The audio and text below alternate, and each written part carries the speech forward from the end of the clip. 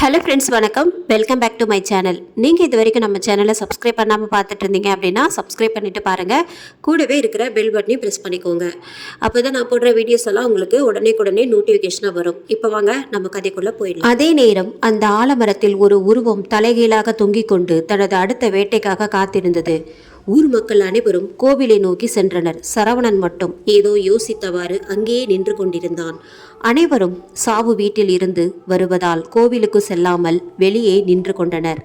அங்கு கோவிலுக்குள் பூசாரி முனியன் அருள் வந்து நாக்கு வெளியே தொங்க உக்கிரமாக ஆடிக்கொண்டிருந்தான். அவன் பண்ண தப்புக்கு அவனை கூட்டிட்டு போயிட்டாடா. இனி அவனுக்கு துணையா இருந்தவங்களையும் அவ விடமாட்டாடா. அப்பா கருப்பா, நீயே இப்படி சொன்னா எப்படியா? நீ தாயா எல்லாரையும் காப்பாற்றணும். கெட்டது ஒன்று நடக்கும்போது தான் கடவுள் இருக்கிறதே உங்கள் கண்ணுக்கு தெரியுது. கிட்டத்தட்ட 5 வருஷமாக நம்ம குலதெய்வத்துக்கு பூஜை பண்ணாமல் கிடக்கு. அந்த தெய்வமும் அந்த கோயிலுக்குள்ளேயே அடைஞ்சு கிடக்கு. காவக்காரனா மட்டும் போதுமாடா? காக்கிற தெய்வம் அவ வேணாமாடா?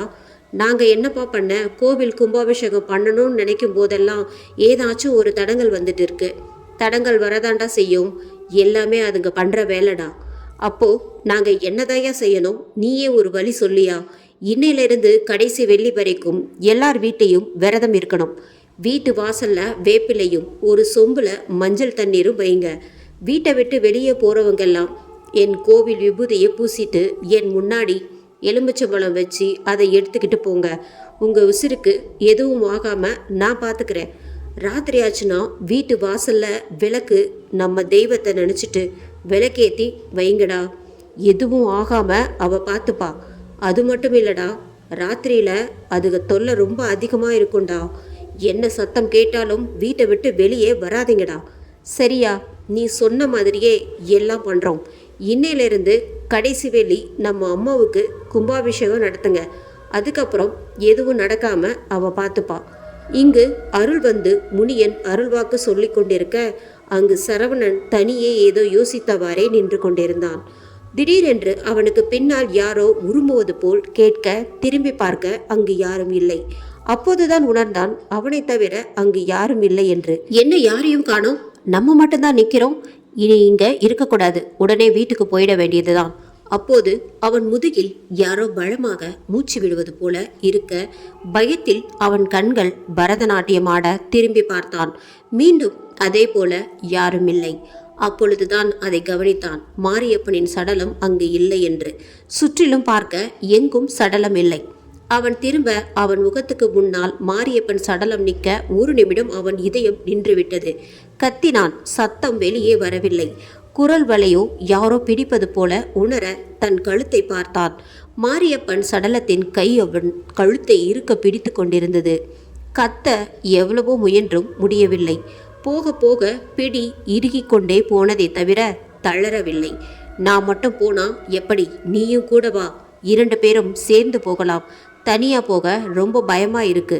சரவணா, நீ கூட வா சரவணா என்று மாரியப்பனின் சடலம் சொல்லாம நாம உயிரோட தான் இருக்கோமா இல்லை நம்மளும் செத்து போயிட்டோமான்னு தோண ஆரம்பித்து விட்டது சரவணனுக்கு.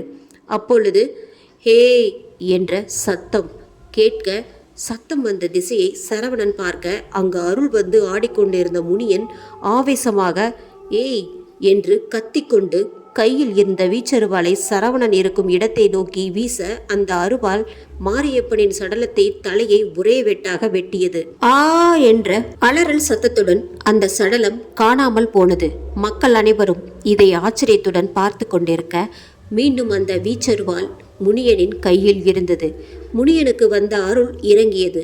மக்கள் அனைவரும் மாரியப்பனின் வீட்டை நோக்கி சென்றனர். இன்னும் சரவணன் பேயறைந்தது போல நின்று கொண்டிருந்தான்.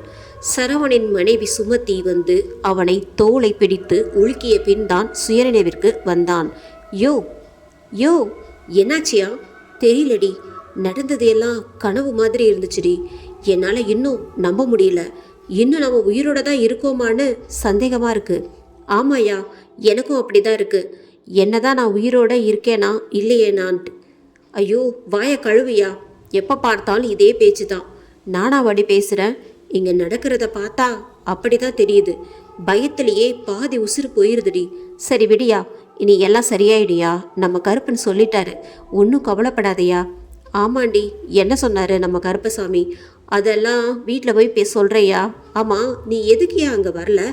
அது ஒன்று யோசிச்சுட்டு இருந்தேன். சரி, அதை விடு. இப்போ என்ன பண்ணணும்? அது உடனே எல்லாரும் இங்கே பாருங்க. ஐயோ, என்ன இப்படி ஆயிடுச்சு?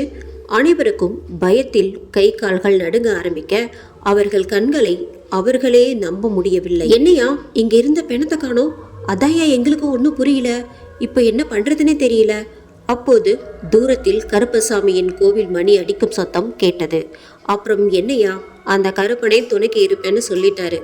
பாடையை மட்டும் தூக்குங்கய்யா, அதை மட்டும் போய் எரிச்சிட்டு வந்துடுவோம்.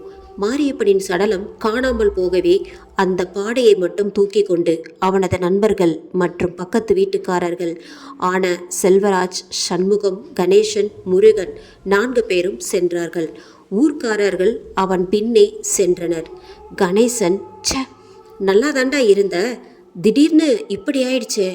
ரொம்ப நெருங்கி பழகாட்டியும் பார்க்கும்போது நல்லா சிரிச்சு பேசுவானப்பா. முருகா, ஆமா கணேஷ், யாருக்கு தெரியும் இப்படி ஆகும்னு. சண்முகம், டேய் முருகா, நாமளும் இனிமேல் தான் ஜாக்கிரதையா இருக்கணும். முருகன், நம்ம மட்டுமில்ல, சண்முகம், இந்த ஊரே ஜாக்கிரதையா இருக்கணும். திடீரென்று பாடை கனமானது போல தோன்ற, டேய் முருகா, என்னடா திடீர்னு பாடை கனமானது போல இருக்கு? ஆமாண்டா, அப்படிதான் இருக்கு என எல்லோரும் ஒன்று போல சொல்ல பின்னாடி திரும்பி பார்க்க யாரும் இல்லை. கணேசன், என்னடா யாரையுமே காணோம்? முருகன், அதான்டா ஒன்றுமே புரியல. சரி, பாடையை இறக்குங்கடா, என்னன்னு பார்ப்போம். பாடையை கீழே இறக்க அங்கு காணாமல் போன மாரியப்பன் சடலம் இருந்தது. செல்வராஜ், என்னதுடா இது, காணாமல் போன டெட் பாடி இங்கே இருக்கு? மூவரும் அமைதியா இவனை நோக்கி வர இவனுக்கு மேலும் பயம் அதிகரித்தது. மூவரும் இவன் அருகில் வந்து நின்று கொண்டனர். டேய், ஏதாச்சும் பேசி தொலைங்கடா. முருகன், இல்லடா, நீ டெட் பாடி இங்கே இருக்குன்னு சொன்னியே, அதை பார்க்க வந்தோம். செல்வராஜ், அப்போ உங்களுக்கு அங்கே இருந்து பார்க்கும்போது தெரியலையடா? கணேசன், இல்லடா, தெரியல. இப்போது மூவரும் செல்வராஜ் அருகில் இருந்து பார்க்க பிணம் அங்கேதான் இருந்தது. அனைவரும் ஒரு நிமிடம் விக்கித்து நின்று விட்டனர். மறுபக்கம் சென்று பார்க்க அங்கு எதுவும் இல்லை. என்னடா இது, ஒரே அதிசயமா இருக்கு. திடீரென்று பிணத்தின் கண்கள் திறந்து அவர்களை கோபமாக பார்த்தவாறு பற்களை காட்டி சிரிக்க ஆரம்பித்தது. 4 பயத்தில் கையும் காலும் சேர்ந்து தந்தி அடிக்க ஆரம்பித்தது. அப்போது ஒரு கை சண்முகத்தின் தோள் மீது விழ அவன் ஆ என்று அலறிக்கொண்டு கீழே விழ மீதி 3 பயத்தில் வெவ்வேறு திசையில் சென்று விழுந்தனர். 4 பயத்தில் முகத்தை மூடிக்கொண்டு அது யார் என்று பார்க்க அங்கே ஊர் தலைவர் முத்தையா நின்று கொண்டிருந்தார். முத்தையா, என்னாச்சு தம்பிங்களா? எதுக்கு 4 பேரும் பாடையை கீழே வச்சுட்டு அதையே பார்த்துட்டு இருக்கீங்க? என்னை பார்த்து எதுக்கு இப்படி பயந்து போய் கீழே விழுந்தீங்க? முருகன், ஐயா, இவ்வளோ நேரம் நீங்கள் எங்கே இருந்தீங்க? நாங்கள் பார்க்கும்போது பின்னாடி நீங்களும் ஊர் மக்கள் யாரையுமே காணோம் ஐயா. முத்தையா, அட என்ன தம்பி சொல்கிற? இவ்வளோ நேரம் உங்கள் பின்னாடியே தான் வந்துட்டு இருந்தோம். இல்லைங்கய்யா, நாங்கள் திரும்பி பார்க்கும்போது நீங்கள் யாரையுமே காணோமே. முத்தையா, இல்லை தம்பி, நாங்கள் உங்கள் பின்னாடி தான் வந்துட்டு இருந்தோம். நீங்கள் 4 பேரும் பின்னாடி திரும்பி பார்த்தீங்க. திடீர்னு பாடையை கீழே இறக்கி வச்சுட்டு 4 பேரும் ஒன்றா நின்று பாடையே பார்த்து என்னமோ பேசிட்டு இருந்தீங்க. மறுபடியும் சுற்றி சுற்றி பாடையே பார்த்து ஏதோ பேசிட்டு இருந்தீங்க. நாங்கள் எல்லாரும் உங்களை கூப்பிட்டு பார்த்தோம், ஆனால் நீங்கள் கவனிக்கவே இல்லை. அதான் நான் உங்களை தட்டி கூப்பிட்டேன். நீங்கள் அதுக்கு போய் இப்படி பயந்து கீழே விழுந்திருக்கீங்க. 4 பேரும் ஒன்று புரியாமல் மலங்க விழித்து கொண்டு இருந்தனர். இப்போது பாடையை பார்க்க அங்கு ஒன்றுமில்லை. என்ன தம்பியாச்சு, என்னாச்சு? அது வந்துங்கய்யா, அது ஒன்றுமில்லையா. திடீர்னு சண்முகத்துக்கு மயக்கம் வர மாதிரி இருந்துச்சியா, அதான் நின்றுட்டாயா. அதுக்கு எதுக்குப்பா பாடையை சுற்றி சுற்றி பார்த்துட்டு இருந்தீங்க? அதற்குள் கூட்டத்தில் இருந்து ஒருவர் பாடையை கீழே வைக்க கூடாதுப்பா. சரி சரி, ரொம்ப நேரம் ஆச்சு, சீக்கிரம் பாடையை எரிச்சிட்டு போக வேண்டியது தானே. சரி தம்பிங்களா, பாடையை தூக்குங்க, கிளம்புவோம். எதுக்குடா உண்மையை சொல்லலை? நாம் இப்போ நடந்ததை சொன்னால் தேவையில்லாத குழப்பம்தான் வரும். ஊர் மக்களும் பயந்துட்டு இருப்பாங்க. என்ன தம்பிங்களா, என்ன பேசிட்டு நிற்கிறீங்க? அது இப்போது உடம்பு பரவாயில்லையான்னு கேட்டுட்டு இருந்தேன். இவனுங்க பேச்சு நடவடிக்கையும் சரியில்லையே. என்னமோ எல்லார்கிட்டையும் இருந்து ஏதையோ மறைக்கிறாங்க. 4 பயந்து கொண்டே பாடையை தூக்கி முன்னே செல்ல ஊர் மக்கள் அனைவரும் அவர்கள் பின்னால் செல்கின்றனர். ச்ச, ஒரு வழியா சுடுகாட்டுக்கு வந்தாச்சுப்பா என 4 நிம்மதியில் பெருமூச்சு விட்டனர். ஆனால் இனிமேல்தான் பயங்கரமே ஆரம்பமாக போகுது என தெரியாமல் அனைவரும் சுடுகாட்டில் செய்ய வேண்டிய சடங்குகளை செய்து பாடையை எரியூட்டிவிட்டு வீட்டை நோக்கி நடக்க ஆரம்பித்தனர்.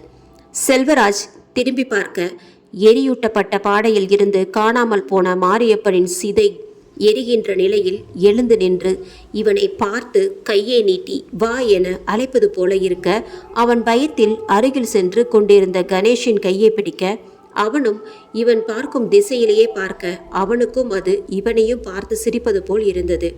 ஊர் தலைவர், அட என்னப்பா பார்த்துட்டு இருக்கீங்க, திரும்பி பார்க்க கூடாதுப்பா, திரும்பி பார்க்காம நடங்கப்பா. இருவருமே பயந்து கொண்டே ஊர் வந்து சேர்ந்தனர். முருகன், டேய் என்னடா ஆச்சு, நீங்கள் இன்னும் அதைத்தான் நினச்சிட்டு இருக்கீங்களா? கணேஷ், அது இல்லைடா, சுடுகாட்டுக்கு போகிறப்போ பார்த்ததாண்டா சொல்கிறேன். அதை நினைக்க நினைக்க பயமாக தாண்டா இருக்குது. நீங்களும் அதை பற்றியே நினச்சிட்டு இருக்காதீங்கடா.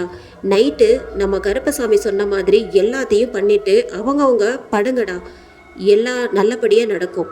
நால்வரும் மீண்டும் அதை பற்றி சிறிது நேரம் பேசிவிட்டு அவரவர் வீடு சென்றனர். கணேசனும் எதற்கு செல்வராஜ் நடந்ததையும் எல்லார்கிட்டையும் சொல்லாம மறைச்சான் என யோசித்து கொண்டே வீடு வந்து சேர்ந்தான். இங்கு செல்வராஜோ அவனுக்கு மட்டும் அங்கு தெரிந்ததை யாரிடமும் சொல்லாமல் அதை பற்றி யோசித்து கொண்டே வந்து கொண்டிருந்தான். அப்பொழுதுதான் அதை கவனிக்கிறான். அவன் வீட்டு வாசலில் கிடந்த காகிதத்தை காற்று அடித்ததும் அந்த காகிதம் எங்கும் அசையாமல் கசக்கி எரியப்பட்டது போல் வீட்டு வாசலில் ஒரு மூலையில் கிடந்தது. ஏனோ அவனுக்கு அதை எடுத்து பார்க்க ஏதோ தூண்டுவது போல் இருக்க, அவனை அறியாமலேயே அதை எடுத்து பிரித்து பார்த்தான். அதை பார்த்ததுமே அவன் உடல் முழுவதும் தானாய் நடுங்கி வியர்க்க ஆரம்பித்தது. அதில் அவன் பார்த்த அதே வடிவில் 3 என்ற எண் எழுதப்பட்டிருந்தது. இதே வடிவில் தான் சுடுகாட்டில் மாரியப்பன் சடலம் எரியும் போது அவனுக்கு பின்னால் 2 என்று ஒரு வட்டத்துக்குள் எழுதப்பட்டிருந்தது. இதே மாதிரிதான் சுடுகாட்டிலையும் ஒரு சுருள் மாதிரி வட்டத்துக்குள் 2ன்னு போட்டிருந்தது. இப்போ அதே மாதிரி வட்டத்துக்குள்ள 3ன்னு போட்டிருக்கு. எதுக்கு இப்படி வித்தியாசமா நம்பர் போட்டிருக்கு ஒண்ணுமே புரியலையே. அவனும் ஏதோ குழப்பத்துடன் குளித்துவிட்டு வந்து சாப்பிட ஆரம்பித்தான். பத்மா, ஏண்டி பத்மா, மனுஷன் அங்கங்க அலைஞ்சிட்டு பசியோட வந்திருக்க, அவனுக்கு சாப்பாடு போடாம இன்னும் என்னடி அடுகலைக்குள்ள பண்ணிட்டு இருக்க? இரியா, சோறு வடிச்சிட்டேயா, தொட்டுக்கு அப்பளம் பொரிச்சிட்டு இருந்தேன், அது கூட பொறுக்க மாட்டியா? எதுக்குடி இப்போ அப்பளம் பொரிக்கிறேன்னு இப்போ பொரிஞ்சுக்கிட்டு இருக்க? ஆமாம், இந்த நக்கல் நையாண்டி கொண்டோம் குறைச்சல் இல்லை. பிறகு எதுக்கடி குறைச்சல்? நம் கல்யாணமாகி 3 வருஷமாச்சு, இன்னும் வயிற்றுல புழு பூச்சி எதுவும் இல்லை. ஏண்டி, புழு பூச்சி இல்லைன்னா அதுக்கு நியாயமாக சந்தோஷம் தானே படணும், எதுக்கு கோவப்படுற? அப்படியே புழு பூச்சி வேணும்னா நம்ம வயக்காட்டு பக்கம் போனின்னா நிறைய கிடக்கு, அதை எடுத்துக்க வேண்டியது தானே. இங்கே பாரியா, நான் வருத்தப்படுறது உனக்கு நக்கலாக தெரியுதா? பின்ன என்னடி, எனக்கு மட்டும் ஆசை இருக்காதா? நமக்குன்னு ஒரு குழந்தை, அதை தூக்கி கொஞ்சணும்னு என்ன பண்ணையா? எல்லாம் நம்ம நேரம், இப்படி 4 பேருக்கிட்ட அசிங்கப்படணும்னு இருக்கு. இது நேரம் இல்லடா, பாவம் என்று அவர்கள் வீட்டு வாசலில் இருந்து ஒரு உருவம் சொல்லி கொண்டிருந்தது. அது அந்த உருவம் ஆதலால் அது சொல்வது அவர்களுக்கு கேட்டிருக்க வாய்ப்பில்லை. இரவானதும் எல்லாரும் அவரவர் வீட்டில் கருப்பசாமி சொன்னது போல அனைத்தையும் செய்துவிட்டு ஒரு பயம் கலந்த உணர்வுடன் உறங்கிக் கொண்டிருந்தனர். ஏனென்றால் நாய்களின் ஊளையிடும் சத்தமும் பூனைகளின் அழுகுரல் போன்ற சத்தமும் கேட்டு கொண்டே இருந்தன. யாரும் வீட்டை விட்டு வெளியே போகக்கூடாது என தைரியமும் இல்லை. வேலைக்கு சென்றவர்களும் மாலை 6 மணிக்கெல்லாம் வீடு திரும்பி விட்டனர். செல்வராஜுக்கும் தூக்கம் வரவில்லை, புரண்டு கொண்டிருந்தான். ஏனோ அவனுக்கு அந்த 3 எண் மனதிற்குள் ஓடிக்கொண்டே இருந்தன. காலையில் அவன் காகிதத்தில் பார்த்ததும் 3 என்ற எண் அவன் மனைவி சொல்லும்போது அந்த 3 என்ற எண்ணை என்னமோ செய்தது. திடீரென்று வீட்டிற்கு வெளியே நாய்களின் சத்தம் அதிகமாக கேட்க அவன் ஜன்னல் வழியாக வெளியே பார்த்தான். அங்கு அவனது நண்பன் கணேசன் நின்று கொண்டிருந்தான். வீட்டை விட்டு வெளியே வரக்கூடாதுன்னு சொன்னதுக்கப்புறம் இவன் எதுக்கு இங்கு வந்திருக்கான்? மணி வேற 11:30 ஆயிடுச்சு. வெளியில் அவன் ஏதோ சைகையால் சொல்வது போல தெரிய, சரி என்னதான் போய் கேட்போம் என்று நினைத்து கொண்டு திரும்பி பார்த்தான். அவன் மனைவி அங்கு தூங்கிக் கொண்டிருந்தாள். அவனுக்கு தெரியாது அவளை பார்ப்பது இதுதான் கடைசி என்று. அவசர அவசரமாக ஆனால் மிக மெதுவாக வீட்டு வாசல் கதவை திறந்து கொண்டு வெளியே சென்றான். கருப்பசாமி சொன்னது எதையும் நினைவில் கொள்ளாமல் விபூதியை கூட பூச மறந்து வெளியே சென்றான். என்ன செய்வது? விதி வலியது. செய்த பாவம் கொடியது.